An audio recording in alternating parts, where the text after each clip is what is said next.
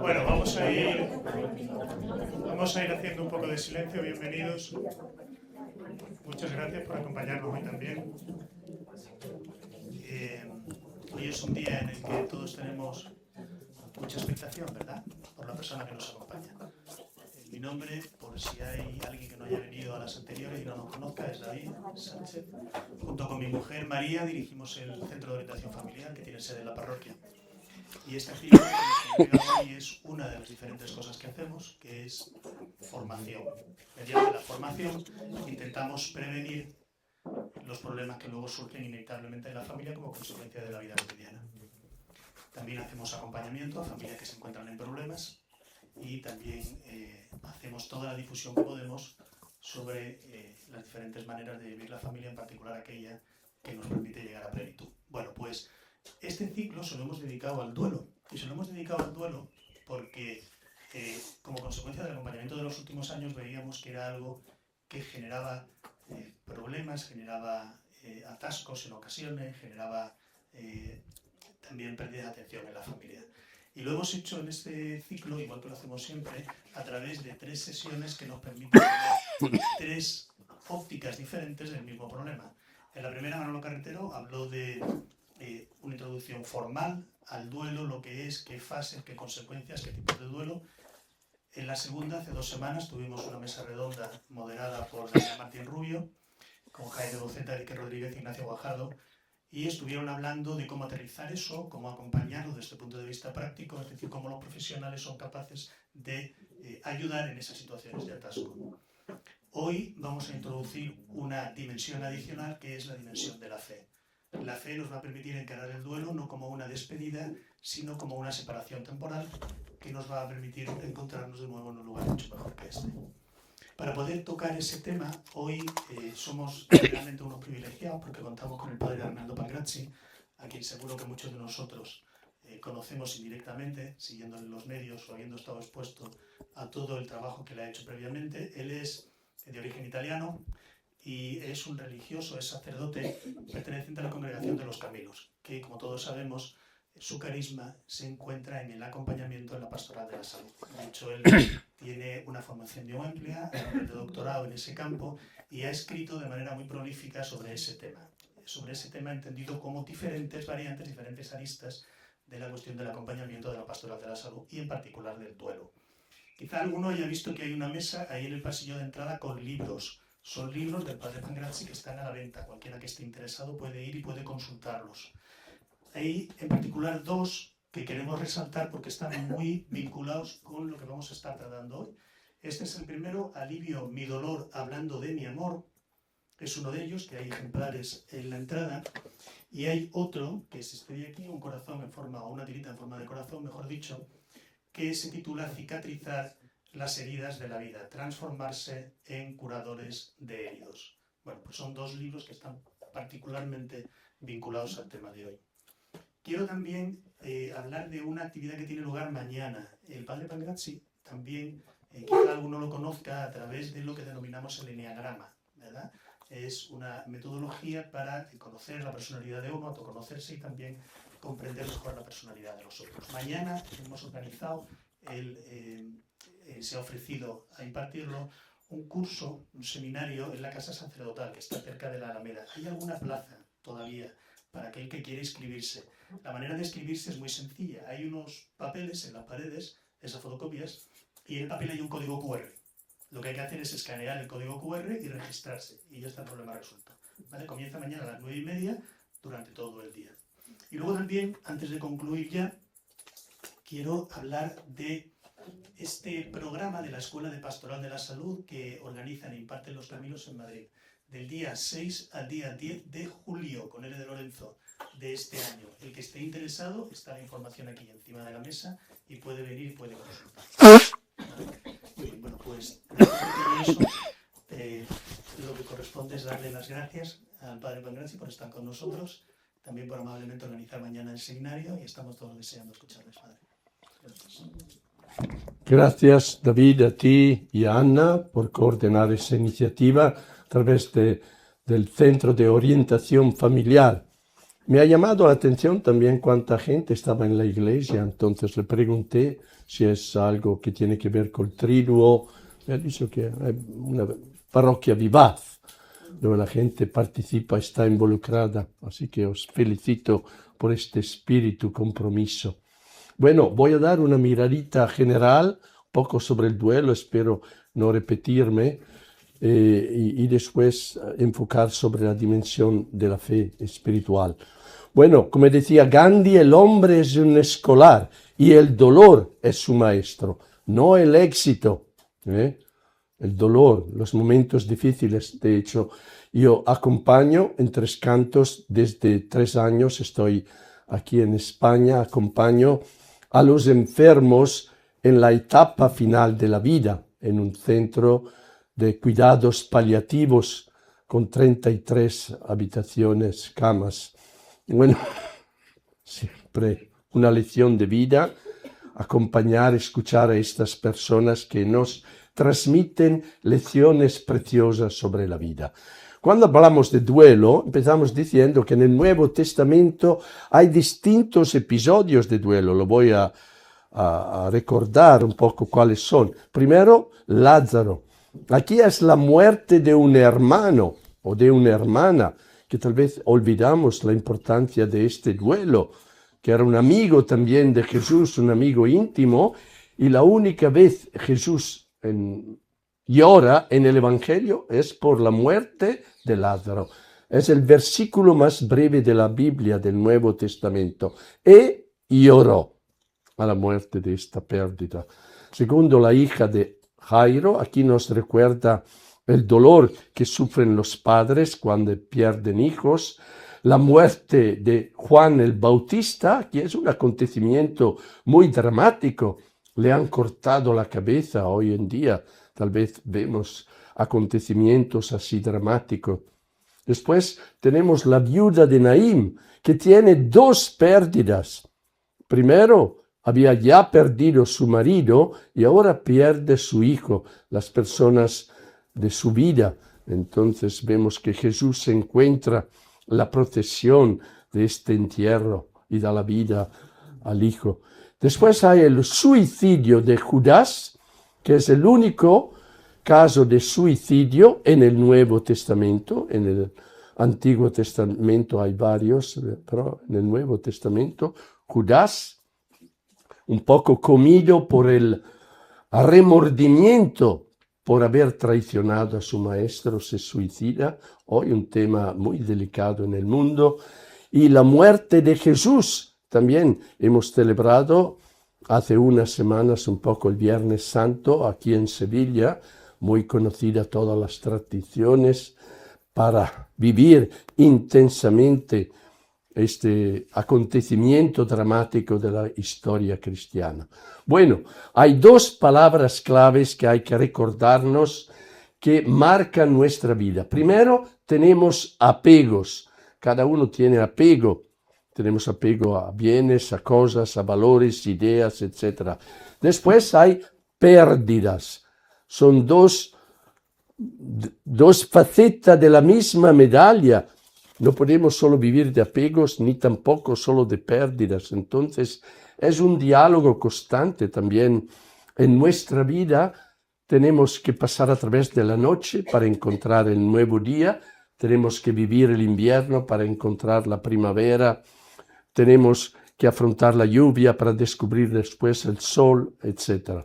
Bueno, hay que recordarnos que la única certeza en la vida es la muerte. Después que nacemos, la única certeza que nos acomuna es saber que vamos a morir. Tal vez es un tema que no nos gusta tratar. Lo evitamos, no lo hablamos, lo negamos, pero hay que incorporar, interiorizar esta conciencia para que, sabiendo que vamos a morir, podemos vivir más intensamente. Entonces, el impacto con la muerte, cuando la encontramos tal vez a través de seres queridos, desvela al hombre en toda su fragilidad y precariedad. Entonces la muerte, tal vez son personas ricas, son los dueños de una compañía internacional riquísimo, pero todo el dinero del mundo no es suficiente para sanar su hijo que está muriéndose tal vez de un cáncer o de una enfermedad rara. Entonces vamos a ver la pérdida de seres queridos. Más vivimos, más perdemos. Entonces, a lo largo de la vida vamos acumulando pérdidas de personas. Ahora vamos a ver qué tipo de personas vamos a perder.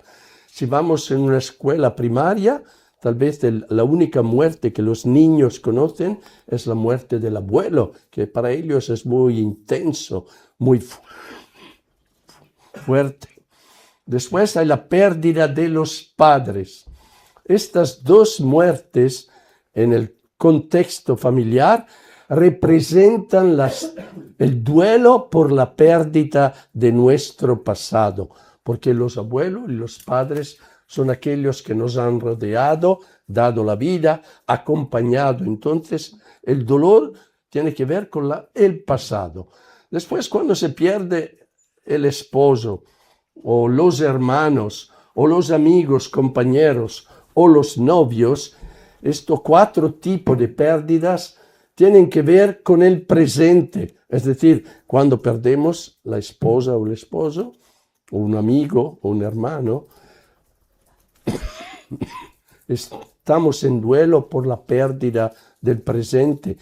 Estas personas son aquellas con las cuales compartimos el tiempo, tomamos las decisiones, anticipamos programa de lo que haremos, etc. Después hay un tercer tipo de pérdida, la pérdida de los niños, que puede ocurrir durante el embarazo o tal vez después del nacimiento. Aquí también habría que ver un poco qué ritualidad tenemos que reconocer para honrar la memoria cuando el niño muere en el embarazo. Después la muerte de los nietos y de los jóvenes, que puede ser por enfermedad, por accidente, por suicidio, por homicidio, por guerra. Aquí la situación es... Aquí, cuando... Ayer he tenido un poco una alergia muy fuerte, entonces estoy un poco débil. Pero como soy un alpino, vengo de las Dolomitas de Italia, un poco que el UNESCO ha reconocido como patrimonio de la humanidad. Hay que aguantar. Entonces ellos representan la pérdida del futuro. En general, estas son las pérdidas que más nos duelen, porque es el programa hacia el mañana y es muy difícil para los padres que han dado la vida a los hijos también hacer la sepultura. En general son los hijos que sepultan a los padres. Cuando se invierte esta situación, el dolor es muy grande. Bueno, como decía James Barrie, la vida es una larga lección de humildad. Toda la vida, lo que ocurre, el misterio de lo que vivimos, siempre nos enseña lecciones preciosas. Ayer estuve hablando con esta señora, viene de Rumanía, y entonces ella tiene cáncer de huesos, le duele mucho, pero está contenta que ha venido ahí en nuestros cuidados paliativos. Dice que es como el paraíso para ella. Entonces su marido la dejó para irse con otra mujer más joven, pero ella es una luchadora y ahora tiene el problema que desearía volver a Rumania, su tierra de origen. Pensando a su funeral, ella desearía la cremación, pero en su religión ortodoxa no se puede hacer, por lo cual ha tenido que averiguar un poco qué hacer y ha acordado un poco con la casa fúnebre, que la van a traer ahí por 12.000 euros, me parece.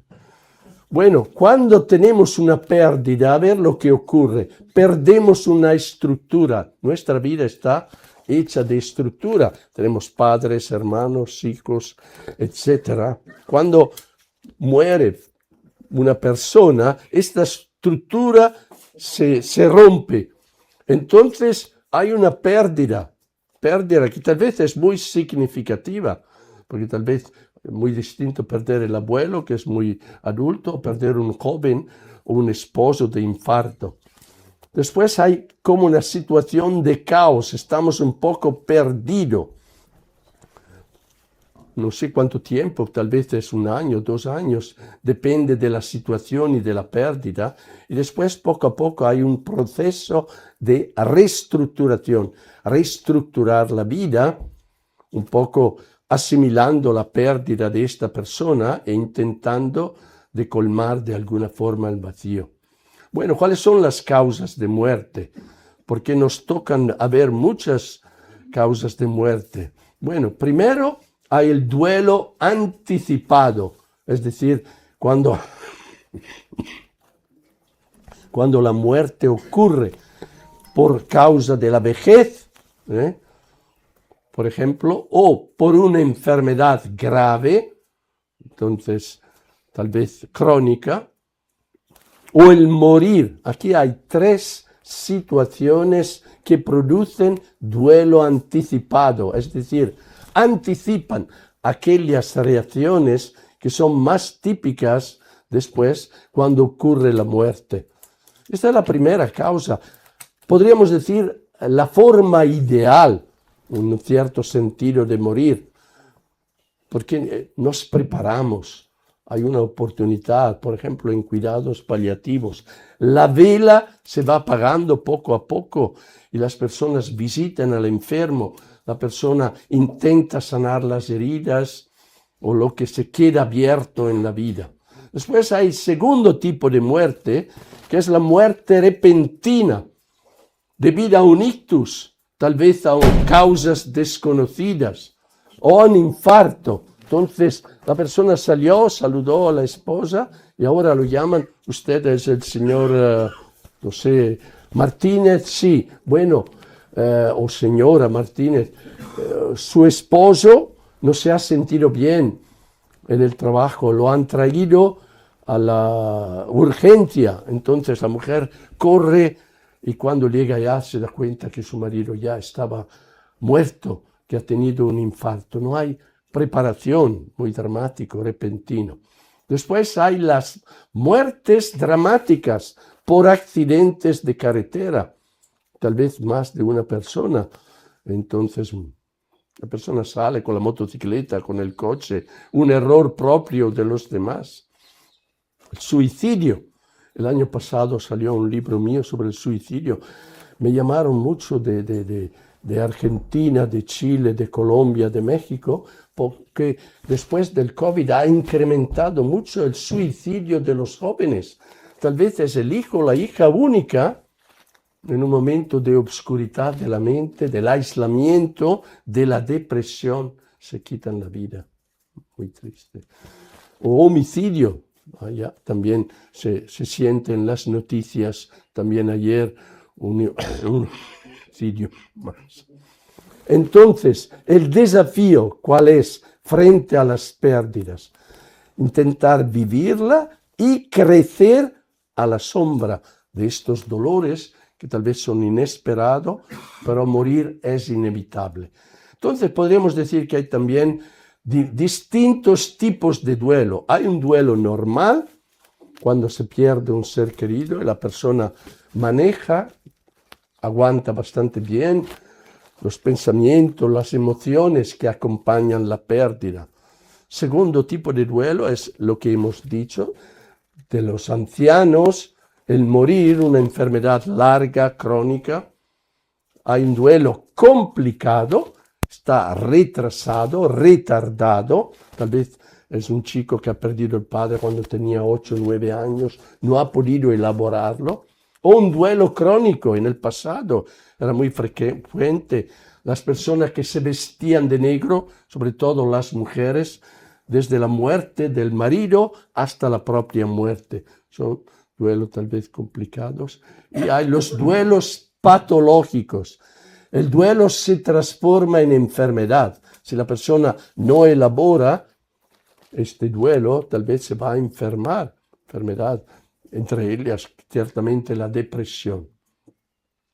Como dice el Evangelio, el Salmo 42, las lágrimas son mi pan día y noche, mientras me dicen siempre, ¿dónde está tu Dios? Entonces el grito de la persona que tal vez se encuentra con una pérdida, con un vacío inesperado. Entonces hay los por qué a mí, por qué a nosotros, los interrogantes frente al dolor. Yo lo he escuchado un montón. Primero en los Estados Unidos, donde hizo mi primera experiencia, en un hospital de Milwaukee, en el estado del Wisconsin, acompañando a muchas personas. Después tenía grupos de mutua ayuda. El lunes tenía el grupo de los enfermos de cáncer, el martes tenía el grupo de las viudas, el miércoles los padres que habían perdido hijos, el viernes familiares de suicidio, bueno, un montón de dolores. Bueno, tal vez no sabemos lo que nos va a tocar. Hay varias interpretaciones del dolor. Aquí entonces voy a destacar a lo largo de los años. Yo cuando era un joven sacerdote de 25, 26 años, empecé a trabajar con los enfermos de cáncer, en cuidados paliativos, y ahora que estoy al final, sigo acompañando a ellos. Miramos algunas lecturas del dolor. Algunos dicen el dolor, la pérdida, un cáncer, un infarto, es una prueba. También como Job fue tentado, ha perdido los bienes, los hijos, los animales. Entonces que tal vez uno lo lee como una prueba en la vida. Tal vez algunas personas ven que la enfermedad ha sido causada por sus comportamientos. Ha trabajado demasiado, ha bebido demasiado, o esta persona ha fumado demasiado, ahora tiene un cáncer de pulmón. Entonces la persona dice, bueno, ha sido culpa mía, no tenía. Yo acompaño a algunas de estas personas que están con el oxígeno. Es una fatalidad, algunos lo interpretan como una fatalidad o una predestinación. Cuando sale tu número, no hay nada más que hacer, ha salido tu número, hay todo una manera de entender un poco lo que ocurre con esta percepción, filosofía. Por otro, el dolor es un misterio, el misterio no se explica. En el misterio se entra, como entramos en la niebla, hay que bajar la velocidad, pero la vida no será siempre niebla o todo niebla. Poco a poco va desapareciendo y podemos ver el paisaje. Bonita esta interpretación. Todo es un misterio.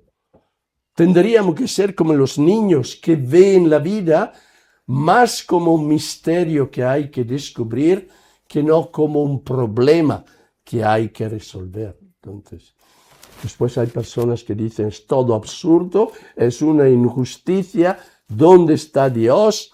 ¿Por qué no interviene? ¿Por qué no cambia el mundo? ¿Por qué no tira las orejas a los criminales? Entonces, ¿por qué ha enviado esta leucemia a mi hijo? Somos una buena familia, vamos a la iglesia. Tal vez la muerte es un error fatal del otro, por algunos es el médico que no ha hecho la diagnosis correctamente, tal vez es la ambulancia que ha llegado tarde, etc. También algunos perciben el dolor, la fragilidad, como una ley de la naturaleza. Somos hijos de la naturaleza. Lo recuerda muy bien el tiempo del COVID. Todas las ciudades del mundo cerradas, New York, Londres, París, ninguno que se movía, todo llenos de miedo, cerrado, con las mascarillas, con el temor de transmitir el virus a los abuelos, etc. Somos hijos más que dueños de la naturaleza. Suficiente un resfriado, suficiente una alergia y ya tenemos dificultad. Tal vez somos débiles, frágiles. Tal vez Otros ven la enfermedad, tal vez la muerte, como una oportunidad de crecimiento. Es algo que nos humaniza, nos puede transformar. La sabiduría sería ir aprendiendo el arte de transformar lo que aparece como una desgracia, poco a poco transformarla en una gracia, transformar la desgracia en gracia. Yo lo veo porque acompaño personas que son al final de la vida. Tal vez les digo a ellos o digo durante la misa que la salud no es el bien más importante. Hay personas que tienen salud, podríamos asumirlas como guardia de espalda, pero son vacíos interiormente o llenos de conflicto. Tienen fuerza física, pero vacío. Hay otras personas que son muy enfermas, yo la acompaño al final de la vida, pero transmiten salud interior, serenidad, iluminan a los médicos, a las enfermeras, a los psicólogos, a los asistentes espirituales. Son personas que transmiten salud del alma. Entonces, algunos interpretan la adversidad, la enfermedad, la muerte, como una escuela de vida que nos imparte lecciones gratuitas sobre el arte de vivir, el arte de sufrir, el arte de esperar. Bueno, hay algunas otras interpretaciones. Como decía Jean Vanier, que ha trabajado mucho con las personas con graves minusvalías, decía que el drama en la vida no es el dolor, el drama en la vida es la esterilidad. De hecho, yo conozco personas que después de 35 años de la muerte de su hijo, de su hija, de su esposo, están peor que en el funeral. Es decir, 35 años, no 35 días o 3 meses y medio. 35 años no ha producido ni más espiritualidad, ni más solidaridad, ni más cercanía a los demás, solo victimismo, tal vez aislamiento. Entonces, las tareas espirituales frente a los duelos hay 3 tareas. Primero, hay que ir interiorizando verdades. Yo hago tal vez en el funeral cuando las situaciones son propicias, pero en general, si fuera en la parroquia, que hay situaciones tal vez dramáticas, no es el momento más favorable, pero hay que recordarlos cuando somos sanos para prepararnos cuando ocurre. Entonces, interiorizar verdad es importante. Segunda tarea, evangelizar el duelo. Es un lugar que nos ayuda a enriquecernos, profundizarnos, ser más sabio. Entonces, ver un poco de qué manera el duelo vivido a la sombra de la fe nos puede transformar. Y tercero, valorar los recursos espirituales. Muy importante, sea al final de la vida, que cuando somos impotentes o hemos encontrado los límites de nuestra vida. Bueno, primera tarea espiritual, interiorizar verdades profundas de la vida. Voy a decirla en voz alta algunas de estas verdades. Las pérdidas nos orientan a interiorizar verdades fundamentales de la vida. Primero, somos hijos más que dueños de la naturaleza. Esta es una declaración potente. No podemos presumir ser más fuerte. La naturaleza nos obliga a la humildad. Segunda verdad, reconocer la condición de límite e imperfección de la condición humana. Eso es también fuente de sabiduría. Somos débiles. Todo lo que tenemos es precario, provisorio. Entonces hay que hacer paz. Mientras hay que interiorizar estas verdades. Tercero, la provisoriedad y transitoriedad de cada bien. Mientras vamos envejeciendo, vamos perdiendo. El anciano es el símbolo, una catedral de las pérdidas. Vemos que va perdiendo la fuerza física, ya no puede participar a las Olimpiadas, ni tampoco de la tercera edad. Vemos las arrugas en la cara, sin pelo, pierde la memoria, va perdiendo muchas cosas poco a poco. Hay que hacer paz. No podemos estar jóvenes para siempre. Mientras nuestro cuerpo va deteriorando, hay que ir fortaleciendo nuestra interioridad. Esto es la verdad. Por lo cual hay ancianos que lo viven bien, otros que están amargos, que querían ser siempre jóvenes. La caída de la ilusión de inmortalidad. Cuando estuve en hospitales, sea que he trabajado en Estados Unidos, también en Roma, tal vez en urgencia llegan personas que han tenido un accidente. Tal vez los jóvenes piensan que a morir son los ancianos, los enfermos. Ellos se sienten inmortales, pero después muere un compañero del mismo curso o alguien tiene un accidente de carretera. Cae el mito que son inmortales, les ha tocado muy cercano. Sería una ocasión propicia para evangelizar, para reflexionar sobre la muerte que nos puede tocar a cualquier persona. Yo también he tenido 4 encuentros muy cercanos con la muerte en 4 países distintos. Estoy vivo, pero algunos la primera vez, por un error del próximo, mueren. Es así. La dependencia de Dios y de los demás. Es decir, frente a la fragilidad, entonces invocamos la ayuda, rezamos. ¿A qué sirve la oración? También somos humildes, tenemos que afrontar una terapia muy delicada, una operación muy crítica, y rezamos para que Dios nos ayude. Nos entregamos a Él, confiamos en su presencia. Entonces, otra verdad es la invitación a fortalecer las virtudes en la adversidad, sobre todo la virtud de la paciencia. Por eso que llamamos a los enfermos pacientes, porque es la primera virtud que tienen que sacar a la luz. El coraje, la valentía, la esperanza, la perseverancia. Cuando yo estoy allá, que me invitan también ayer, un poco para rezar, que una persona se está acercando al final de la vida, con la familia, yo que pido a cada uno de ellos, primero al esposo, la esposa, ¿cuántos años casado? 53, 60, 47. ¿Qué has apreciado en él o en ella? Después le pido a las hijas, a las nietas que han apreciado en el abuelo, porque es una manera de despedirnos, de decir en voz alta lo que con frecuencia decimos después cuando la persona está sepultada o enterrada.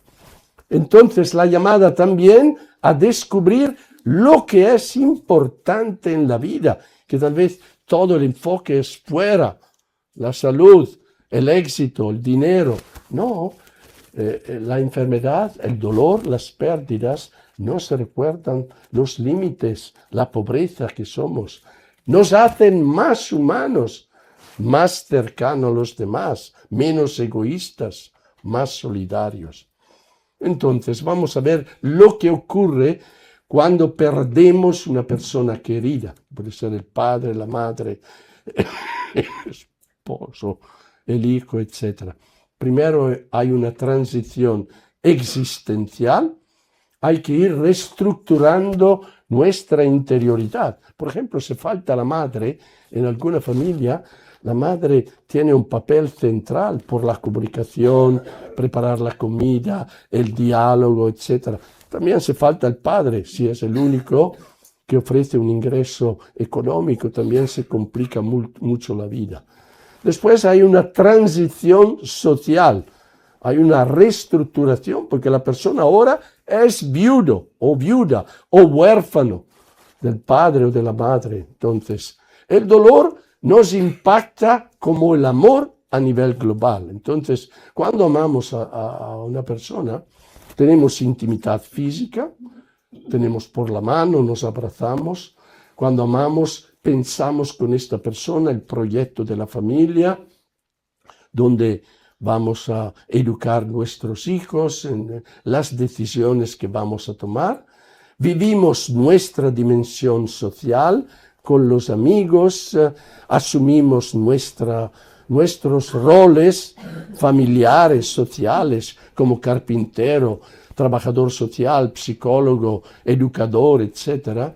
Tenemos emociones, sentimientos, aquí pintado en rojo, representa el amor, también el dolor, el sufrimiento. Entonces, las emociones en el duelo.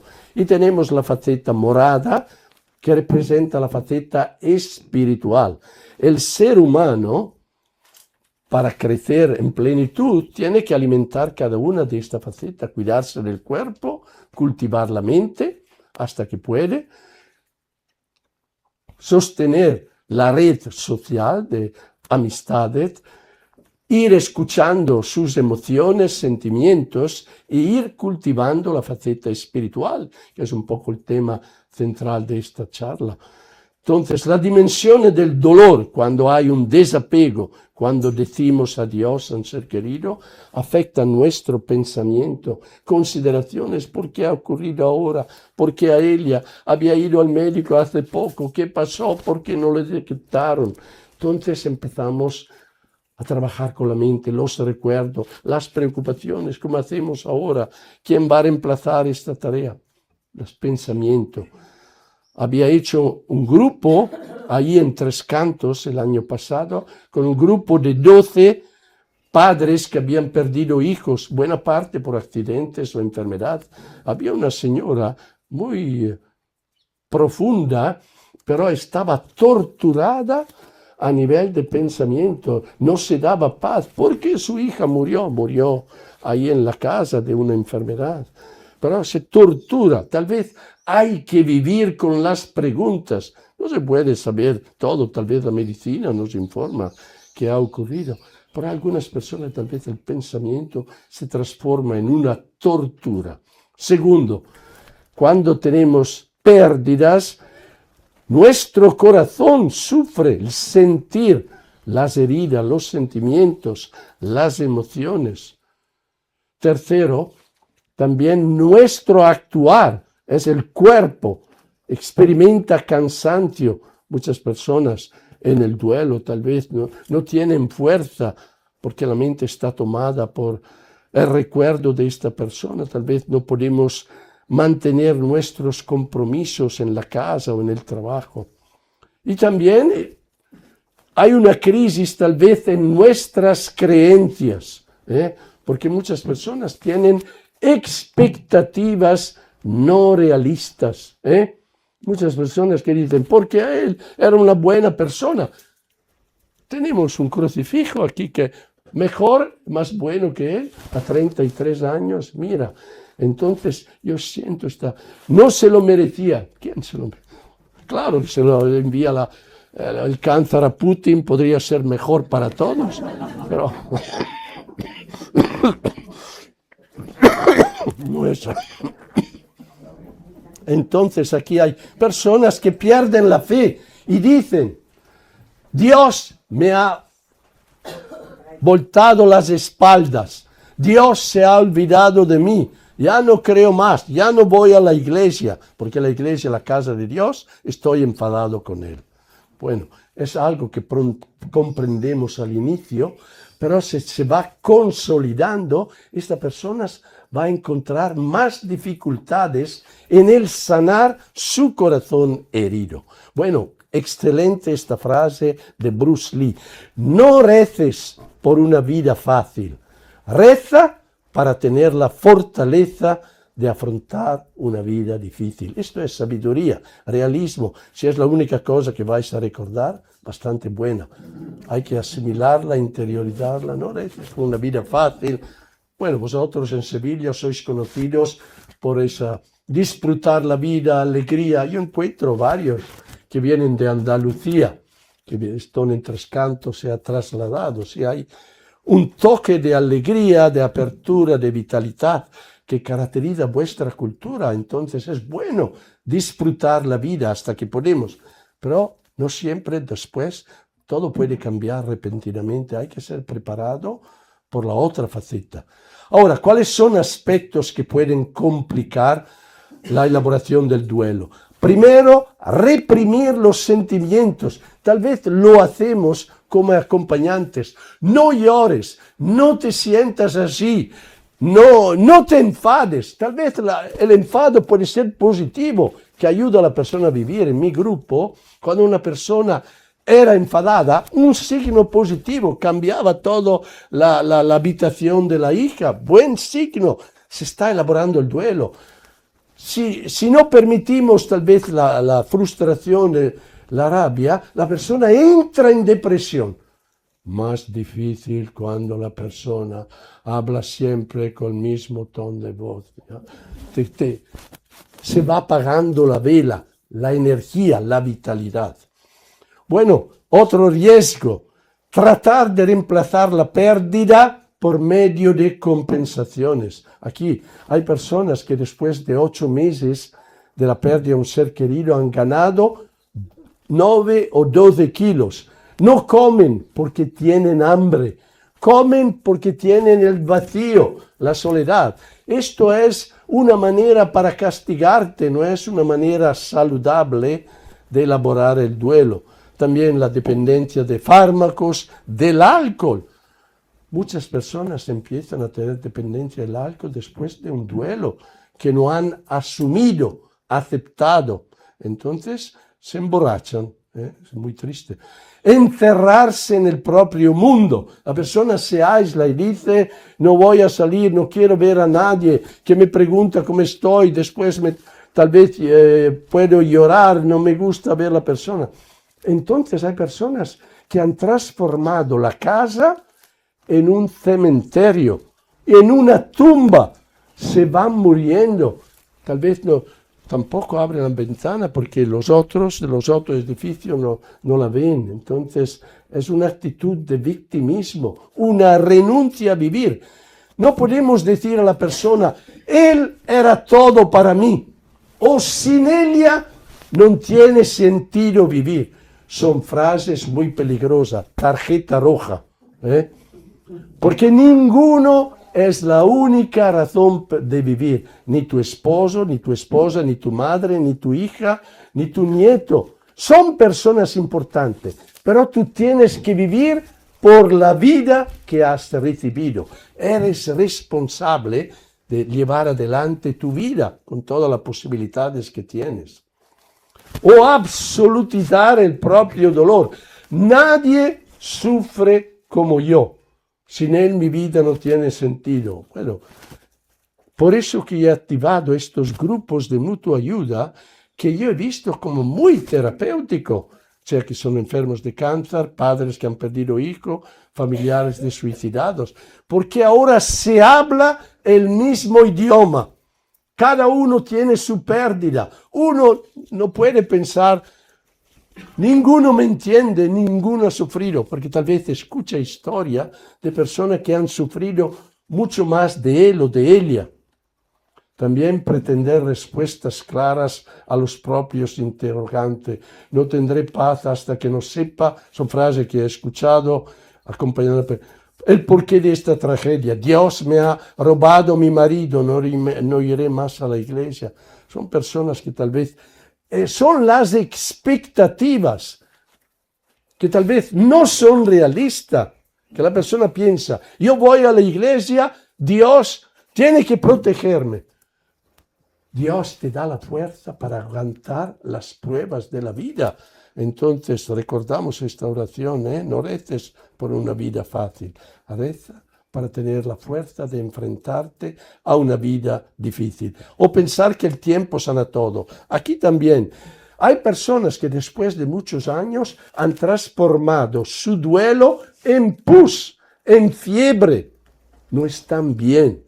Entonces, es lo que hacemos con el tiempo. Si uno sale, si uno se compromete, si uno encuentra a los demás, esta manera de aguantar el tiempo es saludable. Si uno se cierra en su dolor, en su victimismo, va a empeorar sus condiciones. Segunda tarea espiritual, evangelizar las fragilidades. Oye, yo pienso que al final esto es el territorio. Por eso que en varios países los evangélicos tal vez parecen, porque entran en los momentos críticos de la persona, se acercan y tal vez la persona un poco cambian tal vez su orientación. Es decir, que la enfermedad, la vejez, el dolor, la muerte, el duelo, son lugares para un baño que purifica nuestras creencias y nos puede renovar y profundizar mucho. Entonces, aquí es donde hay que recordar lo que decía Joseph Campbell, que las oportunidades para descubrir poderes profundos dentro de nosotros llegan cuando la vida es más difícil, no cuando tenemos protagonismo social, un montón de followers, hay like, etc. No, cuando la vida se hace más difícil, es ahí que la persona saca a la luz sus poderes interiores, su fuerza, su paciencia, su coraje, su valentía, su fortaleza. Bueno, entonces algunos mitos a disipar. Eso me interesa decirlo en voz alta, porque encuentro mucha gente que tiene estos mitos. Entonces lo voy a decir. Portarse bien es una garantía, un seguro contra el dolor. No, eso es un mito. Ojalá que fuera así, y que los que se portan mal se fueran castigados. Eso, portarse bien, no, portarse bien lo hacemos para nosotros, para mejorar la sociedad, la familia, pero no es un paracaídas contra los problemas de la vida. O Dios es bueno y no va a permitir que las personas fieles a Él sufran. Dios no puede permitir las injusticias. También aquí muchas personas están allí, después sufren más en el dolor porque tienen esta convicción. Hay que romper estas creencias, falsos mitos, ¿no? Ahí tenemos una persona justa que ha sufrido. Necesito tener respuestas claras frente al dolor. Hay muchas personas que tienen, se va al Papa León, no sabe tampoco por qué ha sucedido. Entonces, no es que alguien tenga... Hay que vivir, la vida es un misterio, por lo cual hay que bajar la velocidad, hay que aceptar las nieblas, las confusiones tal vez. Y poco a poco vamos a retomar, a redescubrir a la sombra del dolor la profundidad de la vida. Recordamos lo que decía Paul Claudel, este autor francés. Dios no ha venido a suprimir el sufrimiento, tampoco ha venido a explicarlo. Vino para colmarlo con su presencia. Entonces, Dios no da... Jesús tampoco ha venido a explicarlo. Vino para colmarlo con su presencia. Jesús es la cara de Dios en la historia. Entonces, a través de su vida, de su enseñanza, tal vez de su muerte y resurrección, nos ha transformado. Entonces, ¿qué ocurre con la pérdida? Opciones éticas. La pérdida siempre produce algún sufrimiento. Muchas veces producen crecimiento. No siempre depende de la persona. Transformar la muerte en vida es la tarea constante de una educación sana y realista. Eso tendrían que hablarlo. Hace tiempo yo estaba en Italia, en aquel momento, me contactaron del sur de Italia, cerca de Nápoles, porque había ocurrido que en una escuela muy grande, un joven brillante, era bello de presencia, muy inteligente, tenía un montón de chicas que querían estar con él. Entonces era también atlético, hacía teatro, lo tenía todo. Estaba acostumbrado al éxito, no al fracaso. Pero una chica, puede ser aquella que le gustaba más, viendo que tenía varias, ella lo dejó.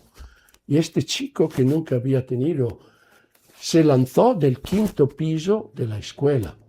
Se lanzó, se suicidó. Fue todo una tragedia.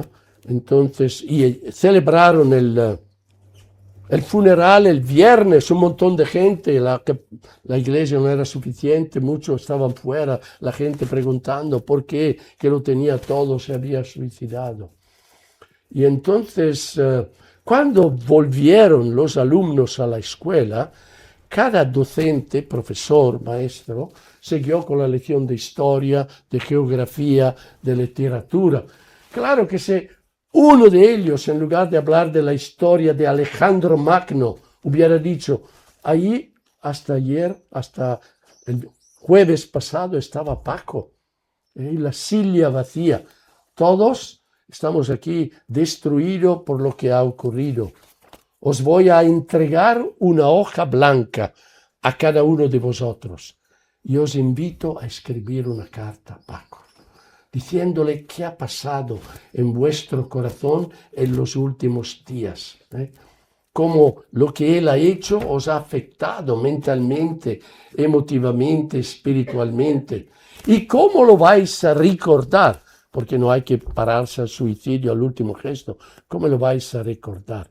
Si uno había hecho esta educación aprovechando, hubiera sido probablemente la enseñanza más grande que se pudiera impartir. Pero como todos tenían miedo, la patata cálida que no querían, entonces lo dejaron ahí. Ahí en la escuela, otro chico que en lugar de Paco, se llamaba Felipe, era muy alejado, se reían de él, era un emarginado, diríamos hoy bullying. Y entonces él miró a todo lo que había sucedido por Paco. Él dijo, para ser alguien aquí hay que suicidarse. Después de 2 semanas, él se lanzó del mismo edificio. Ahora una profesora de la escuela, que estaba enseñando latín y griego, se había jubilado, contactó al presidente para invitarme. Yo no fui para hablar sobre el suicidio. Fui para hablar cómo manejamos los sentimientos, las emociones entre padre, hijo, etc. Porque tal vez somos dominados por una emoción, el impulso. Tal vez suicidio nace porque no sabemos cómo aguantar. Había todo un montón de estudiantes que estaban allá. Entonces el dolor puede ser un lugar de purificación de valores, un camino hacia la autenticidad, una oportunidad para transformar, como decía, la desgracia en gracia.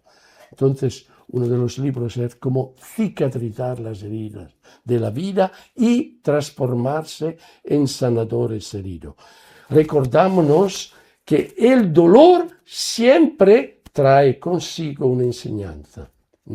Esta señora de Rumanía me decía ayer que ese dolor que le vino para ella es una fuente de aprendizaje, que a la sombra de este dolor ella ha aprendido a ser paciente, a confiar. Ella había sido en el equipo nacional de un deporte en Rumanía, el equipo nacional.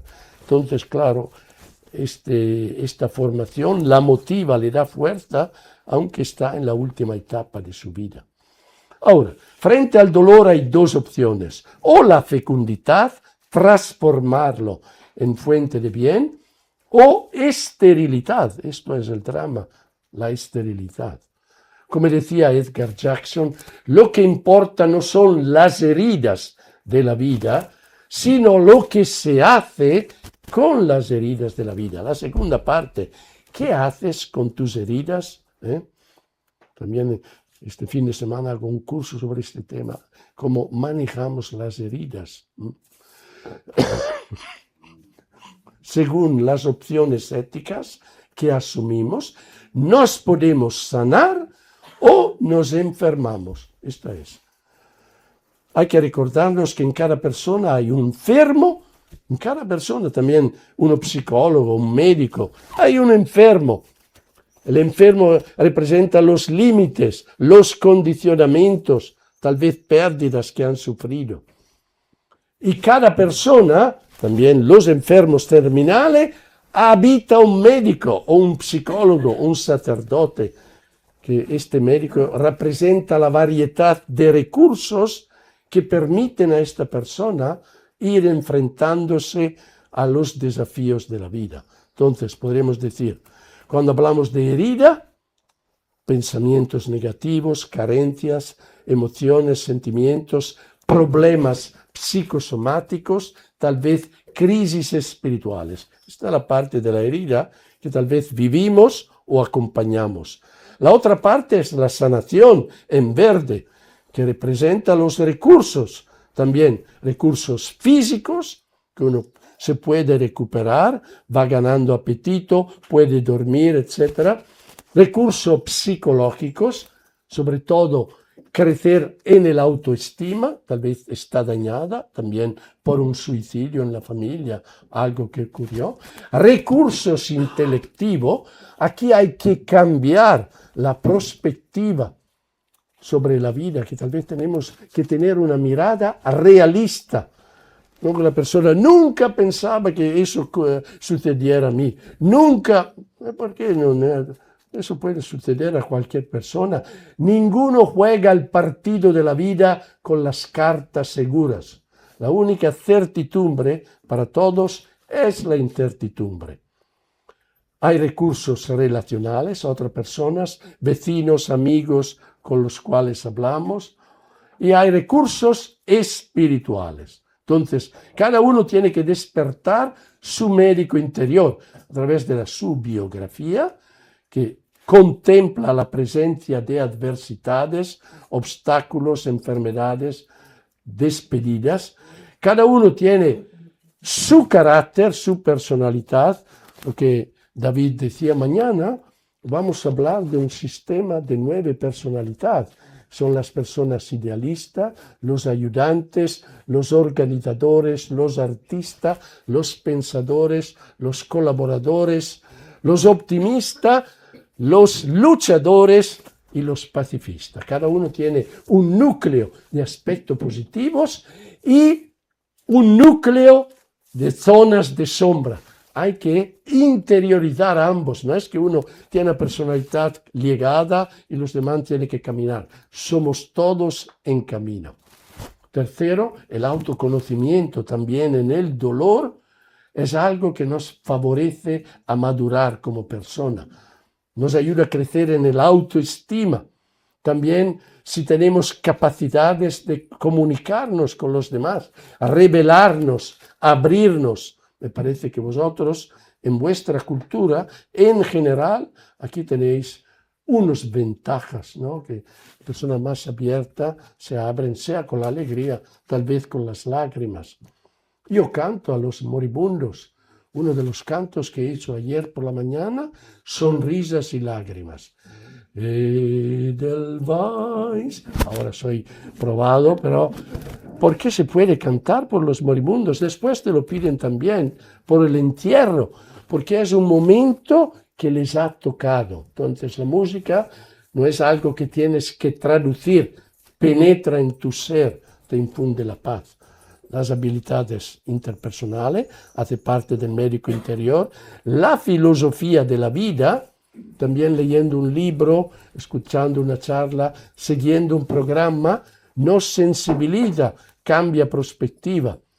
Horizontes cognitivos y sociales, si tenemos un abanico de horizontes, nos ayuda a madurar también en el dolor. Y los compromisos que tenemos a nivel familiar, padre, madre, hermano, a nivel profesional, los roles que tenemos y social. Y la dimensión espiritual y religiosa. Aquí entonces voy a decir muy rápidamente cuáles son los problemas en el duelo, sin pararme mucho. Victimismo, cambios radicales, idealización del difunto. Esta persona, tal vez el difunto, es una persona que ha hecho sufrir mucho a los familiares. Ahora que murió, hablan de él o de ella como si fuese Santo Antonio. No corresponde nada a la realidad. Es otra creencia loca que mucha gente dice, tienes solo que hablar bien de tu ser querido. No, la elaboración del duelo es recordarlo así como fue, no ahora cambiarlo en algo que no ha sido. La absorción, el egocentrismo, también el excesivo apego a las cosas del difunto. He visto personas, sobre todo cuando pierden hijos, que lo dejan todo como en el día de la muerte. Pero eso va adelante por años. Es decir, se ha paralizado el duelo.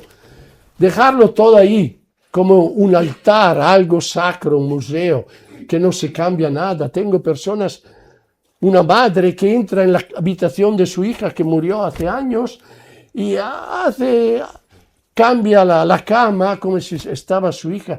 Esto es negación. Eso no está trabajando el duelo, está bloqueada, se está enfermando.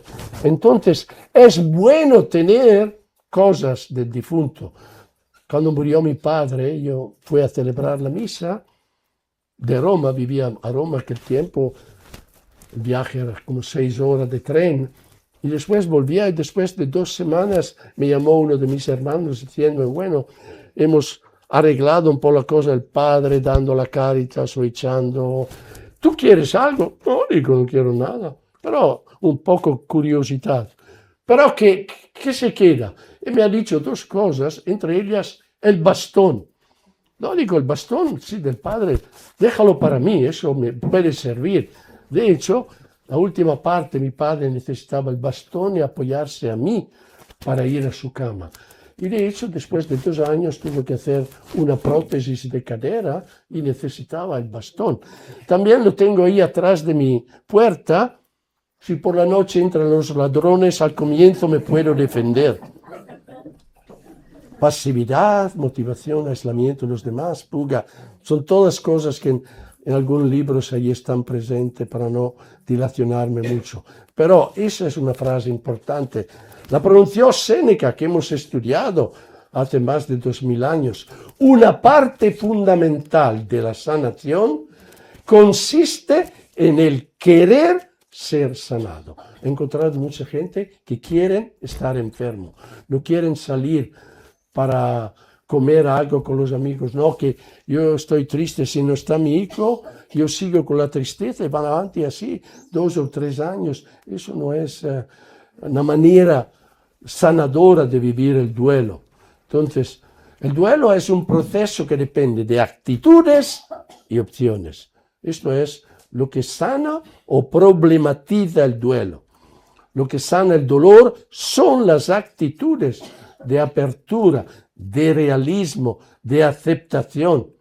Entre las actitudes, entonces, la aceptación es la etapa más difícil por la mayoría. A reconciliarse con lo que ha sucedido, hacer paz, decir gracias por todo lo que hemos recibido. Segundo, realismo, muy importante realismo, tener los pies en la tierra. Expectativas no realistas contaminan. La confianza en la vida, en ti mismo, en Dios. La gratitud, decir gracias. Para mí esto es la forma de oración de espiritualidad más sabia. Por cada cosa que ocurre, uno puede expresar gratitud. Del dolor puede aprender lecciones preciosas. Entonces, ¿cuáles son los horizontes para sanar el duelo? Primero hay que sanar la mente. Si la mente está convencida de algo, vamos a perder el tiempo si la persona no está dispuesta a cambiar perspectiva. Entonces, aquí es la aceptación de la mente. Ocurrió, hace paz con eso.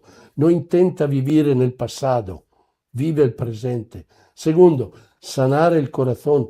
Aquí es donde tenemos un montón de sentimientos. Algunos la culpa, otros la cólera, otros el enfado, otros el miedo a perder a otra persona, otros la tristeza. Estos son un montón de sentimientos que pueden caracterizar el proceso del duelo. Podemos sentirlos cuando escuchamos en la radio la canción que le gustaba a nuestro hijo, o tal vez Cuando recordamos una comida que le gustaba a la esposa o al esposo, entonces hay que ir aceptando estos sentimientos. Sanar el espíritu, es decir, hacer paz con lo sucedido. Dar sentido al dolor y a la vida que continúa. Bueno, este autor, William Worden, profesor de psicología en la Universidad de Harvard, decía que en el duelo hay 4 tareas. Es un sistema sencillo el suyo, pero bastante eficaz. Les lo voy a decir a rapidez. Primero, los objetivos del duelo. Primero es aceptar la pérdida. Yo veo que esto es el punto crítico. Muchas personas pasan muchos años. Yo he sido un poco acompañando una asociación italiana de padres que habían perdido hijos. Siempre esto, la primera etapa es la más difícil. A reconciliarse, hacer paz con lo que no se puede cambiar.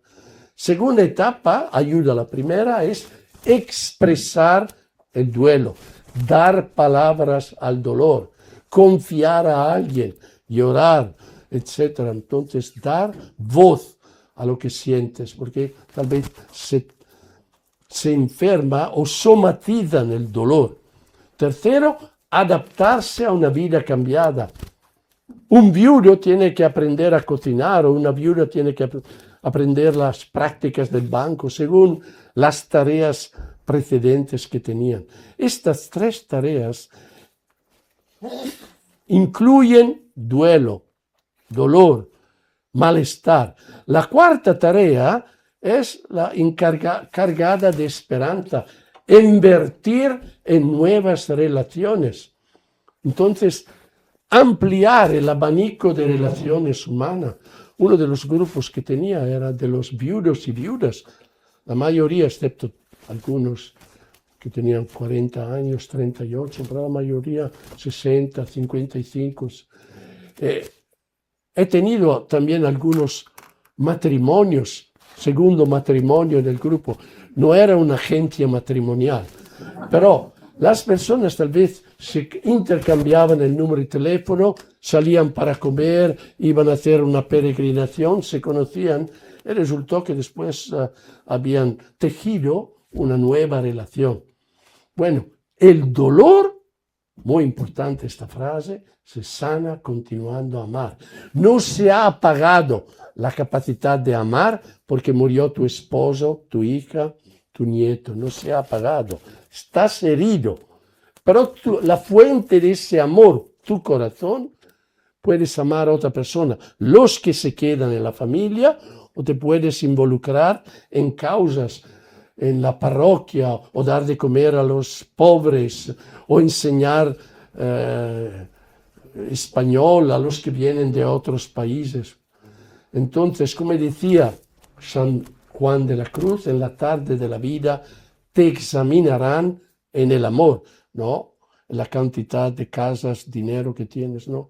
Has amado, has tenido el tiempo de amar a los demás. Entonces aquí hay recorridos que voy diciendo con rapidez. Hay un librito allá, La pérdida de un ser querido. Es muy pequeñito. Hay todos estos que lo describe con algunos ejemplos. Primero, el recorrido espiritual. Las personas que tienen una fe madura superan con más soltura el vacío, el dolor que se ha producido con la pérdida de un ser querido. Entonces, primero, recorrido espiritual. Segundo, recorrido autodescubrimiento. El dolor nos hace hacer viajes interiores. Entonces, sacar a flote aspectos de nosotros que antes no hemos experimentado. La persona descubre otras facetas de sí, su humanidad, su sensibilidad, sus dolores, su resistencia. Recorrido de autocuidado. Hay personas, hay que cuidarse. Hace tiempo estuvo en el sur de Italia, había un señor que me decía, mi esposa está siempre vestida de negro, nunca va a la peluquería. Entonces le he dicho, señora, si quieres hacer un poco contento a tu marido, tienes que cambiar color. En lugar del negro, te doy la penitencia que el próximo mes vas a utilizar gris. Después blu. No le pido de vestirse de rojo o de amarillo, pero el cambio externo favorece cambios interiores. Entonces hay que hacer estos pasos, hay que cuidarse, quererse. El recorrido cultural, hoy en día muchas personas se informan, estudian, aprenden de los demás, de las tradiciones. El recorrido afectivo, involucrarse con los otros hijos, nietos que están en la familia, o compromisos sociales. El recorrido de la donación y solidaridad. En Italia había el voluntariado hospitalarios. Muchos de ellos que entraban eran viudos, la mayoría viudas, el 80%, que ahora querían dedicarse a visitar a los enfermos. Muy sanador el pensar a los demás, no absolutizar tu dolor. El recorrido de la memoria, tal vez se hace una fundación en el nombre de un ser querido, entonces recordar, afirmar. Hay que recordarse, como decía Cicerón, aquí estamos tiempo de Cristo, que la vida de los muertos está en la memoria de los vivos, es decir, nos vamos a encontrar un día. Pero mientras nosotros estamos peregrinos, somos el tabernáculo de la presencia de esta persona. Entonces, podemos ir al cementerio para llorar, para rezar, pero después no hay que ser dependiente del cementerio. Nosotros somos las personas que hacemos vivir la madre, el padre, el hermano, el esposo, el hijo, dentro de nosotros. Somos esta presencia. Entonces, la tercera, con esto voy a acabar, la tercera tarea espiritual. Entonces, valorar la dimensión religiosa y espiritual para una sana relación del duelo. Ya hemos hablado por aquí y por allá. El duelo es un trabajo que requiere tiempos. Sí, claro, como el amor se construye poco a poco, también el dolor se interioriza, se elabora poco a poco. Ritos y manifestaciones externas. Los ritos son importantes. Hay ritos vacíos, hay ritos muy significativos. Tal vez hay experiencias de la vida que no son ritualizadas. Por el matrimonio tenemos un rito. Por la separación o el divorcio no hay ritos. Porque tal vez estas experiencias se quedan incumplidas. Y hay procesos psicológicos y espirituales. Procesos. Es una dinámica interna de aprender a convivir con los cambios. Bueno, cuando hablamos de la geografía del alma, os voy a decir que aquí es importante recordarnos dos facetas. Hay una tradición religiosa que depende de la geografía. Es decir, si uno nace en España, muy probablemente es católico, se va a la iglesia. Si uno nace en Finlandia o Suecia o Noruega, casi seguramente es luterano. Si uno nace en Inglaterra, muy probablemente es anglicano. Si uno nace en Algeria o en Egipto, casi seguramente es musulmano. Si uno nace en Tailandia, casi seguramente es budista. Si uno nace en India, muy probablemente es hinduista. Es decir, en el contexto donde nacemos hay una cultura que incluye el idioma, los cantos, las costumbres, la cocina y también el paquete religioso. Entonces no es un mérito nuestro, hace parte de la tradición religiosa. La espiritualidad es la otra faceta. Hoy en el mundo se habla mucho de espiritualidad. En el pasado eran sinónimos, pero hace como 5 décadas ha cambiado. Entonces la espiritualidad, hay personas que no van a la iglesia, a la pagoda, a la mezquita, pero son muy espirituales. También hay personas que van a la iglesia, pero no son así espirituales. Entonces la pertenencia religiosa, dal latino religio, deriva dal verbo religare, que significa legare, conectar, es la relación del hombre con Dios por medio de creencias, cultos, rituales, etc. Entonces la religión parte desde arriba, la revelación. Entonces Dios que llama al pueblo de Israel en nuestra tradición, el Corán para los musulmanes, según entonces libros sagrados, tradiciones, doctrina, así hay ritos que caracterizan, porque todos son acumulados, como vosotros, la fiesta de la Pascua muy sentida, la devoción a la Virgen María. Aquí tenemos la imagen de los símbolos de algunas creencias en el mundo. Podríamos decir, utilizando una pirámide, que por encima ponemos Dios, aunque algunos lo llaman Yahweh o hay 100 nombres de Dios. Después por abajo hay la fe religiosa. Aquí, por ejemplo, hay los católicos, los protestantes, los ortodoxos.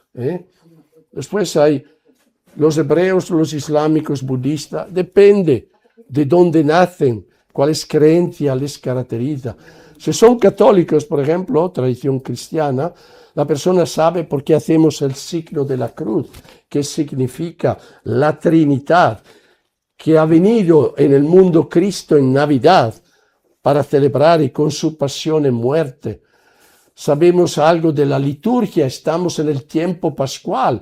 Próximo domingo es la Pentecostés, entonces después hay el tiempo ordinario.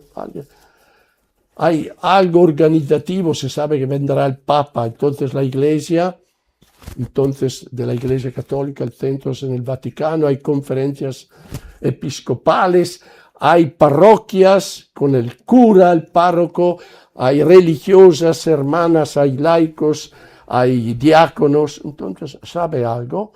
Y hay pastoral de los jóvenes, pastoral de los enfermos, pastoral de la familia, pastoral del trabajo, etc. Varias pastorales orientadas hacia grupos específicos.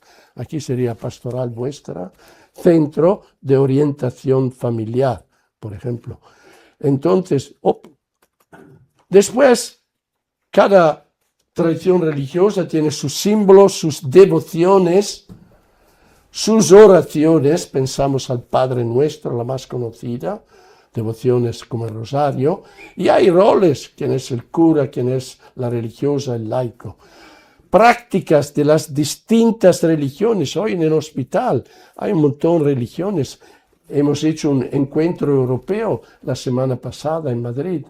Venían de 25 países, desde Latvia, Estonia, Noruega, hasta Ciprus, Malta, de todos los países.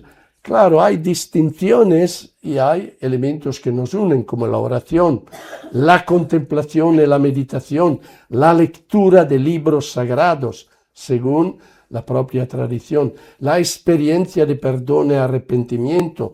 Nosotros tenemos el sacramento de la reconciliación. Hay ritos y formas de culto, aquí hay procesiones, entonces varias...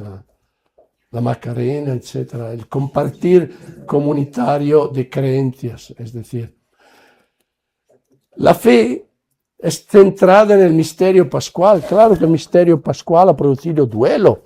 Sabemos, los discípulos de Emaús estaban en duelo, había caído el castillo, nosotros esperábamos que él fuera el Mesías, pero lo crucificaron, entonces estaban desesperados. Aquí la cruz nos recuerda que esto es el fundamento de la esperanza cristiana.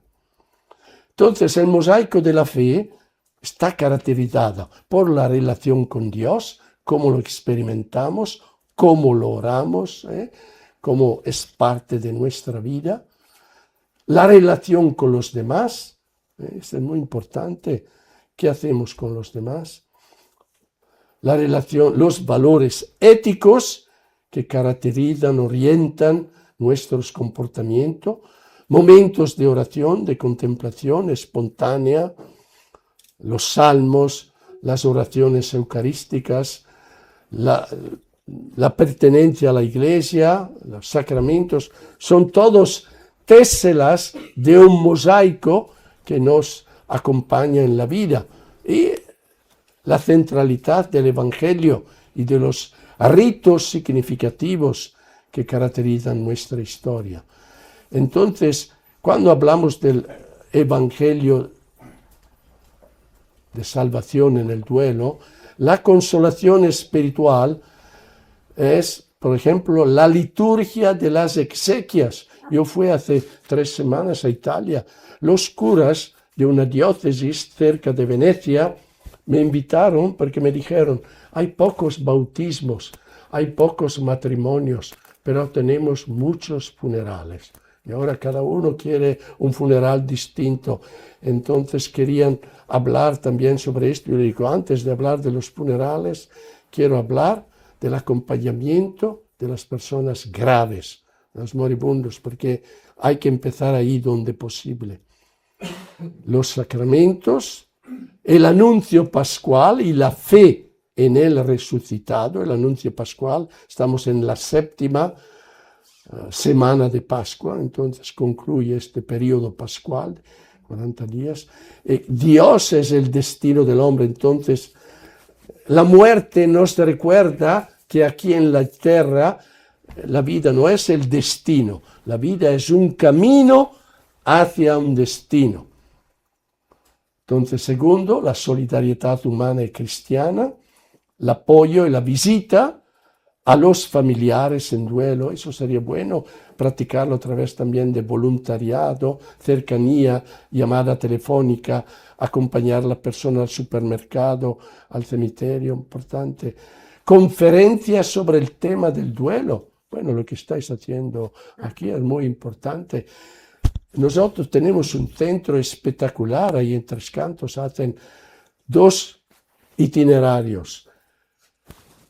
Cuidar y enseñar a cuidar. Durante el día algunos médicos y enfermeras cuidan, después por la tarde enseñan.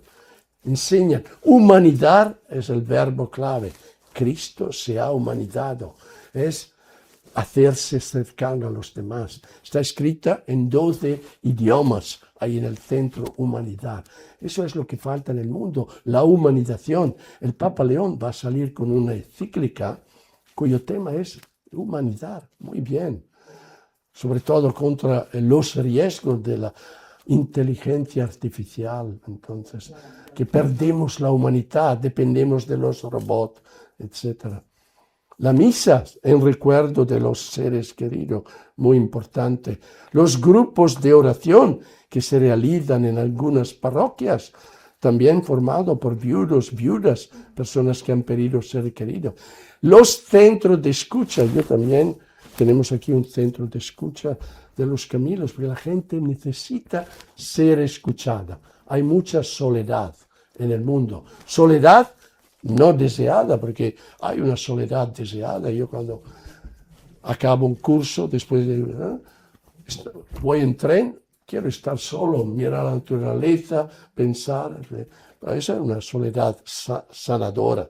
Pero hay muchos que están todo el día solo, ninguno les llama, solo con el televisor que lanza mensajes de desastre, guerras, Ucrania. Ahora también hay el riesgo. Yo tendría que ir a Uganda la próxima semana.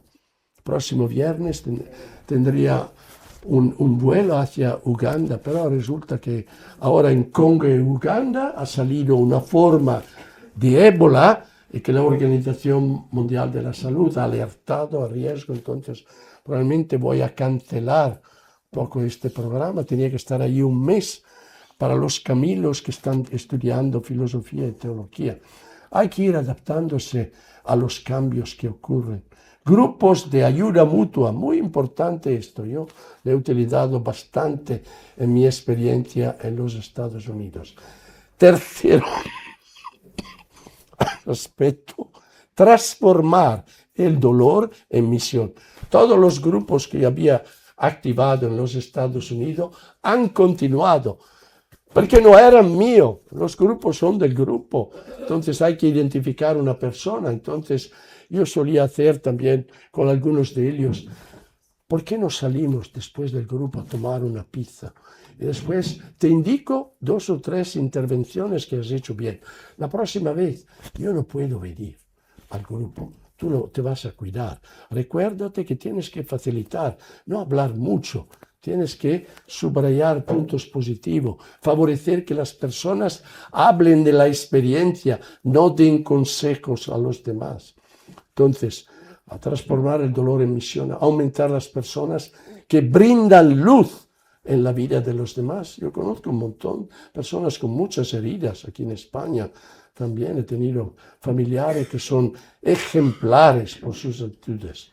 Catequesis sobre el duelo, encuentros con jóvenes y adultos para tratar el tema de la muerte y las pérdidas en la escuela, en los encuentros parroquiales. También yo le he dicho a estos curas en Venecia, hablar desde el púlpito del duelo.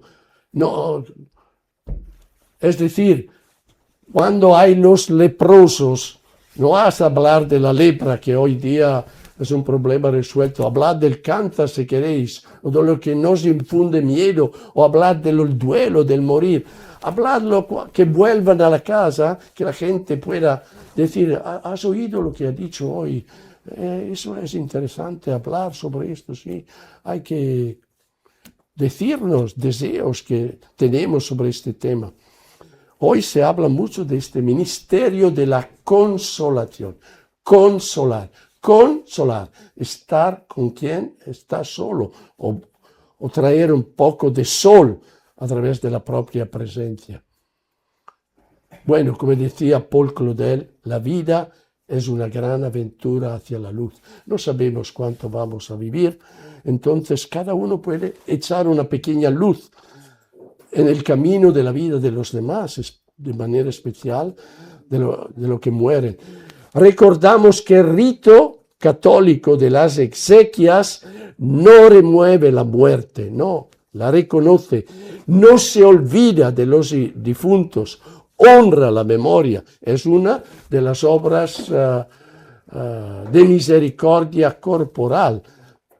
Enterrar a los muertos, cosa que no hemos podido hacer durante el COVID, que hubo un momento muy deshumanizante. Tampoco la Iglesia se fija en manera obsesiva sobre el dolor. Tal vez algunas personas se ponen sobre el ataúd y lloran. Tal vez es muy dramático. Bueno, la Iglesia intenta respeto, honrar a la persona. Tampoco la Iglesia no manifiesta un exagerado culto de los restos mortales.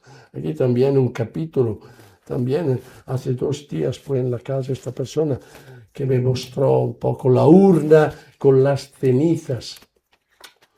Eso a mí me producía malestar en Italia también con esta señora cuya hija se suicidó, que la tenía allá. Otra persona que tenía tres hijas se habían suicidado. Las 3 urnas en la habitación. No es bueno.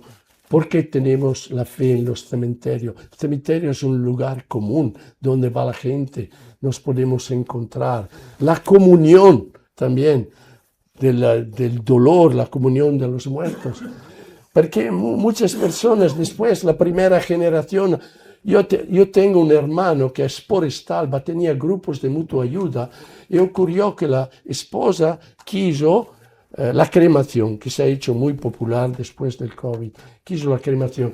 Después tuvo la urna en su habitación durante 6 meses, después su hijo reclamó, ahora me toca a mí, porque él era mi padre, pero él no. Entonces los dos lucharon, creó un montón de problemas. Mira qué locura que sucede ahora cuando uno quiere la propiedad. Entonces, yo lo digo ahora en voz alta, a mí me parece que la Iglesia tiene sabiduría, buscar el cementerio como un lugar común. La gente no va a venir en tu casa para venerar la urna. Hay un valor especial con un lugar donde enterramos los muertos. La Iglesia promueve el apoyo comunitario a los familiares, por eso que el funeral es un momento muy importante para expresar la cercanía, para afirmar los recuerdos, los valores de esta persona. Y la Iglesia renueva la fe en el misterio pascual y en el resucitado. Entonces, recordamos, ¿por qué hablamos de espiritualidad? Porque hay personas que son religiosas, pero no espirituales. Entonces, son las personas que pueden ir a la iglesia, tal vez todos los días. Entonces, hacen un acto de culto, pero después invierten 5 horas del día a criticar al prójimo. Esta persona es religiosa, pero no es espiritual. No traduce la fe en las relaciones. Hay un segundo grupo de personas. Hoy en el mundo van creciendo bastante. Hay personas espirituales, pero no son religiosas. Es decir, no van a la pagoda, no van a la mezquita, no van a la parroquia, pero son muy espirituales, meditan. Son personas que promueven la paz, son personas que respetan al prójimo, son personas solidarias. Podemos decir, hacen todo lo que Jesús ha predicado, son espirituales. Hoy en día es muy importante esta faceta. Hay personas, creo la mayoría de nosotros, que somos sea religioso que espirituales. Nacemos espirituales. Después, según la cultura, nos hacemos religiosos. Asimilamos esta doctrina, estas creencias, el valor de los sacramentos, de la oración. Tal vez hay personas que no son ni religiosas ni espirituales. Viven como animales, se engordan, comen, no elevan su espíritu, no tienen valores trascendentales. Entonces la espiritualidad parte desde abajo, está conectada con la propia experiencia, los eventos, la búsqueda de sentido, los interrogantes en el duelo. Entonces cada uno lo hace de una manera diferente. Es la dimensión que trasciende lo material y abarca los fines y los valores últimos. Hay 4 temas en la espiritualidad, en la vida. Primero, la esperanza, tema muy importante, contra la desesperación. Hay algunos errores que detecto. La esperanza, el Papa Francisco ha inaugurado hace 1 año y medio un poco el jubileo de la esperanza, que podríamos decir, hay también un proverbio, la esperanza es la última a morir. Pero cuando uno se enferma o muere, no hay solo esperanza conectada con el cuerpo, la sanación, hay esperanza relacionales, hay esperanza espirituales. Entonces, para contrastar la desesperación. Segundo tema, las relaciones contra el aislamiento. Al centro de la vida cristiana, amar a Dios, al prójimo y a ti mismo. 3 dimensiones, hacia arriba, alrededor, hacia adentro. Entonces, es la síntesis también de la fe cristiana, las relaciones contra el aislamiento. Hay personas que se aíslan, jóvenes. Yo tengo un sobrino que hace sufrir mucho, pero se ha encerrado en su mundo. Fragilidad mental contra el aislamiento. Tercer tema, también es religioso y espiritual, el perdón contra el resentimiento. Entonces hay muchas personas que tienen dificultad a perdonar, tienen mucho rencor hacia los demás, que puede ser una forma de cáncer que te va consumiendo poco a poco. Hay que ir perdonándose. Aquí hay 4 facetas del perdón. Perdonar, ser perdonado, pedir perdón, perdonarse. Cada uno tiene dificultad con uno de ellos. Y la 4ª faceta de la espiritualidad, la búsqueda de significado. ¿Por qué estoy aquí? ¿Qué hago con mi vida? ¿Con mi tiempo? Hay personas que desde la mañana a la noche están bebiendo cerveza. Es un lento suicidio. Han perdido los ideales. Hay personas de 20, 25 años que están allá. Ya han muerto. Y hay personas de 95 años que son llenos de vitalidad. Entonces esto es, hay que utilizar los valores interiores. Como decía el Papa Benedicto XVI, es importante que el sufrir, duelo, sea lugar de aprendizaje de esperanza, la verdadera esperanza, no solo la sanación física, la sanación de la mente, la sanación del corazón, la sanación del alma, muy importante. Tal vez la esperanza está conectada con virtudes cuales la paciencia, la gratitud, el coraje. Bueno, la mejor cura, decía Bennett, para la depresión y el tormento interior es cultivar la tarea de aliviar la tristeza de alguien con la propia compasión. Esta es la tarea. Yo pienso que podemos casi acabar aquí. No sé si me falta, para no cansaros demasiado. Vamos a ver si hay personas que quieren hacer preguntas. Yo después envío el material aquí si hay alguien interesado. O lo que falta es para no ser un tsunami. Quiero preguntar, por favor. Sí. La donación de tus órganos, ¿queda un vacío en la familia? Cuando donas tus órganos, la familia no tiene duelo en la iglesia, ¿no? No, antes la iglesia promueve la donación, es un acto de caridad. Entonces hay campañas que se hacen en varios países. Se empieza con la donación de sangre, donación de órganos dentro de la familia, amigos. Yo tenía una pareja, mis amigos que he encontrado ahí, su hija tuvo un accidente, se quedó en cuidados intensivos durante días, pero después estaba clínicamente muerta. Preparamos un momento de oración. Antes la persona después donó los órganos a 6, 7 personas, desde el corazón, de los ojos. Es un acto de caridad, hay que educarse. La España es el primer país en el mundo por donación. Italia, que era una de las últimas, me insultó en el avión la directora del programa de donación de órganos europeo en aquel tiempo, porque los italianos iban a otros hospitales. Ocurrió algo en Calabria, una región del sur de Italia, donde un mafioso mató a un hijo de una familia americana que donaron todos sus órganos a los italianos donde había sido matado. Eso fue impactante en Italia. En las noticias, el presidente de la República quiso hablar con los padres. Yo le escribí cuando volvió a Estados Unidos para agradecerlo. Pero él, a través de este gesto, que su hijo fue matado, donó todos los órganos al país donde fue matado. Eso fue algo que transformó Italia y llegó a ser el segundo país por donación después de esta muerte. Mira la fecundidad de un gesto de amor así profundo.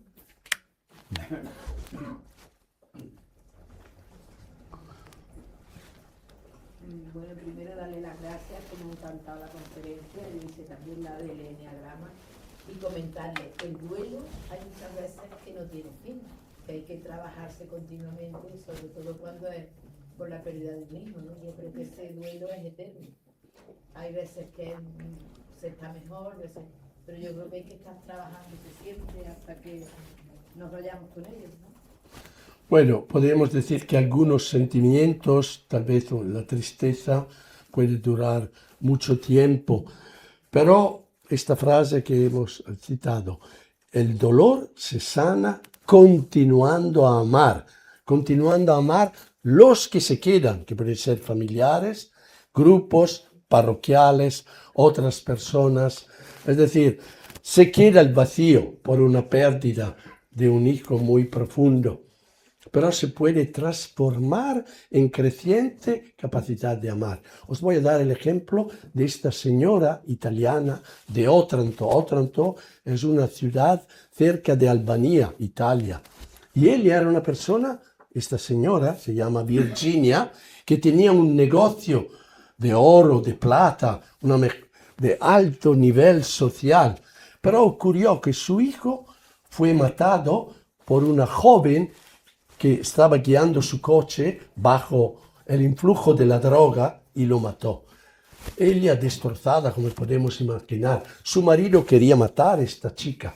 En aquel tiempo en Italia tampoco había una ley para poner en la cárcel a la persona. Ella seguía trabajando. Así que la madre se fue a visitar a ella, se transformó casi en madre del asesino de su hijo. Y después decidió vender su negocio contra el parecer de su esposo y de su hijo, otro hijo que se quedaba, porque no le decía nada más los valores materiales. Se fue a tocar a la habitación de otra persona del pueblo que había perdido un hijo. Y esta persona se sintió muy consolada. Y ella, eso ayudar a la otra, le ayudó a ella, se fue sanando hasta que empezó a crear un grupo, celebraban la misa una vez al mes. Después yo fui a dar una charla sobre los grupos de mutua ayuda y ella se dio cuenta que no era suficiente la misa ayuda a nivel espiritual, pero el grupo ayuda a nivel emocional, a liberar la tristeza, a desahogarse. Entonces ella vio que esto era lo que tenía que hacer.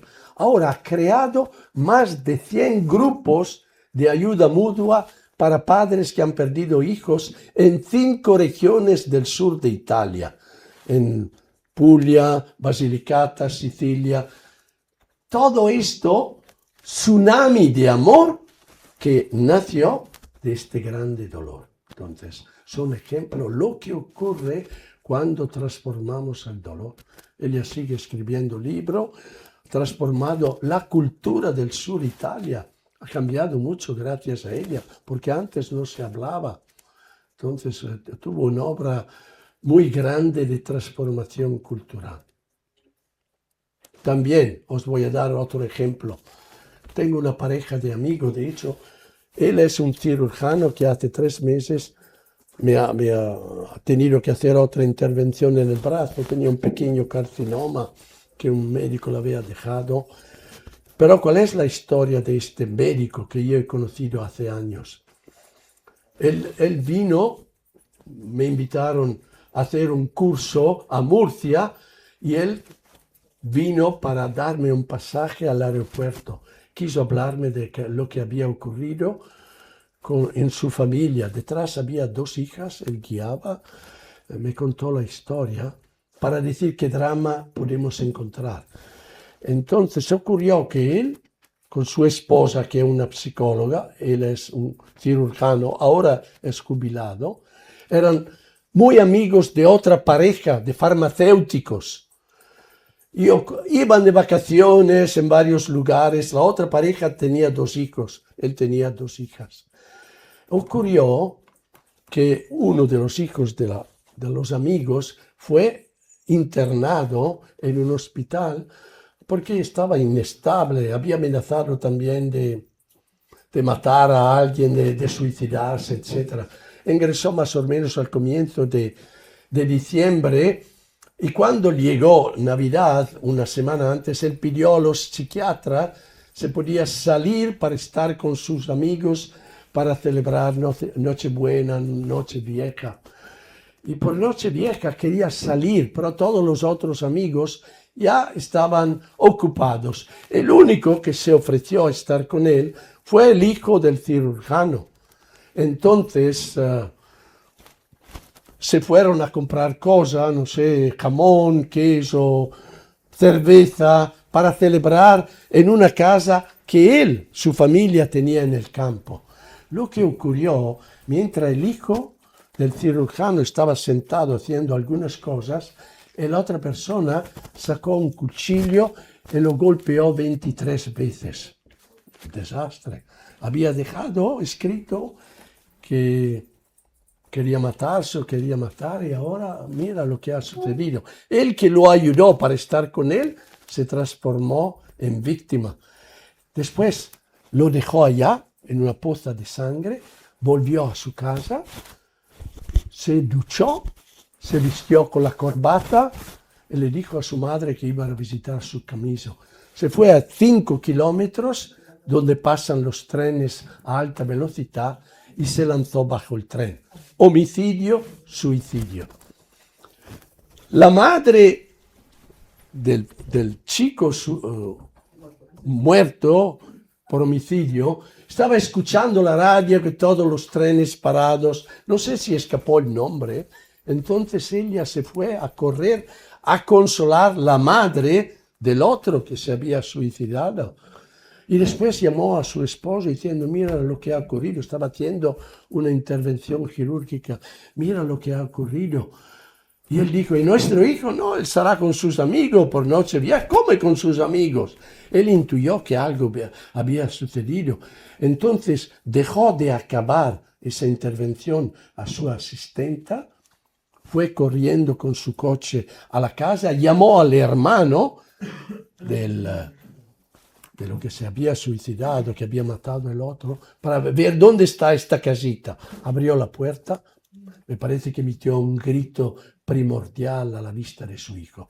No obstante ese inmenso dolor, ha perdonado al otro, pero no se ha reconciliado, porque claro, muy difícil, aunque viven bastante cercano, muy difícil.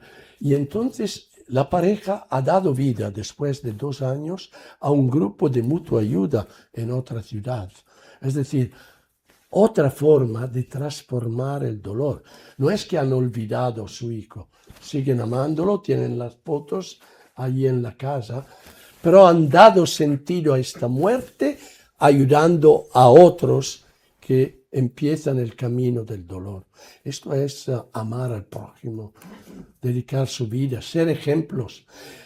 Él vino a Italia cuando yo estaba allá hace 7 años, 5, no 7. Y yo lo entrevisté y algunas personas me han dicho, esta persona que has entrevistado, su historia me ha impactado así tanto que para mí ha sido lo que me ha cambiado en mi manera de vivir el duelo. Después de lo que he escuchado, yo no quiero ser víctima nada más. Voy a vivir mi duelo de otra forma. Entonces pueden impactar a los demás. Se transforman el dolor en gestos de amor. Estamos rodeados por esta persona, no sabemos quién son, o podría relataros de otras situaciones más dramáticas aún.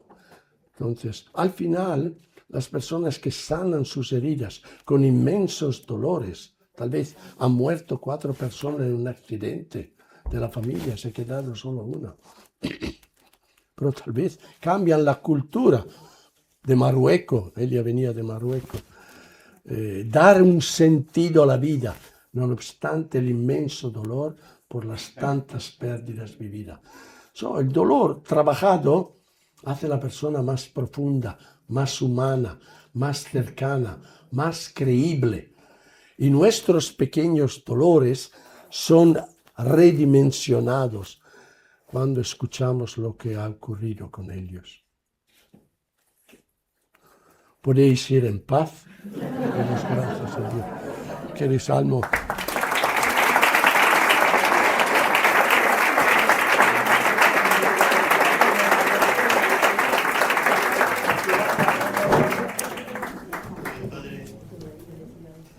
Padre Pancracio, muchísimas gracias. Ha sido, yo creo que una prueba fehaciente de haber tenido la oportunidad de ver las 3 sesiones, una detrás de otra, de cómo la fe cambia la mirada que de la experiencia del duelo tenemos y cómo lo transforma, y también una mirada que no es complaciente, sino que invita a la persona a que tome protagonismo. Entonces, bueno, pues esto, la charla queda grabada. El que tenga interés en seguir trabajándola y poder sacarle todavía más partido puede ir dentro de 2 o 3 días al canal de YouTube de la parroquia y la puede ver. Y también distribuiremos el material gráfico que ha empleado el padre Pancracio hoy. Yo invito a don Isacio, a nuestro párroco, si quiere decir las últimas palabras.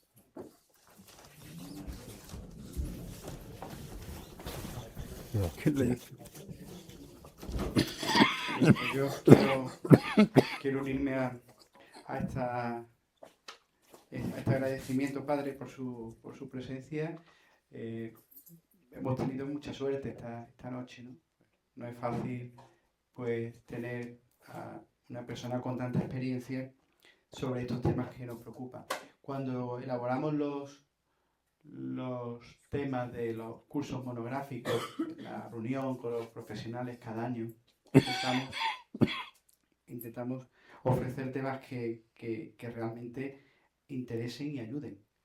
Y creo que este tema del duelo así ha sido, ¿no? Ha ayudado mucho y nos ha iluminado muchísimo. Pero ya esta noche ha sido ya pues de las charlas que hemos tenido, pues ya el culmen, ¿no? El tenerlo con nosotros. Así que, y yo estaba pensando cuánto bien nos llevamos esta noche, porque de cada una de sus palabras, conociendo la realidad de las personas que hoy estamos aquí, pues todos nos identificamos todos con algo y nos ha ayudado muchísimo, ¿no? Yo le pedía hoy al Señor, y ahora al final también rezaremos como siempre, pero la petición de esta noche, además de pedir por usted, para que el Señor le siga dando esa sabiduría de la vida y ese espíritu, también le pediría al Señor hoy que fructifique en nosotros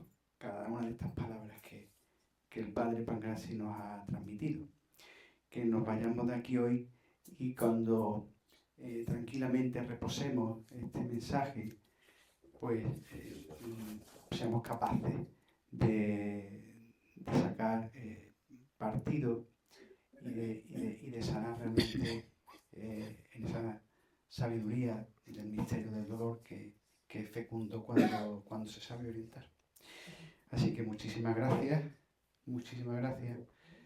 a todos, gracias al COF siempre por el trabajo escondido que todo esto tiene detrás, cosas no salen solas.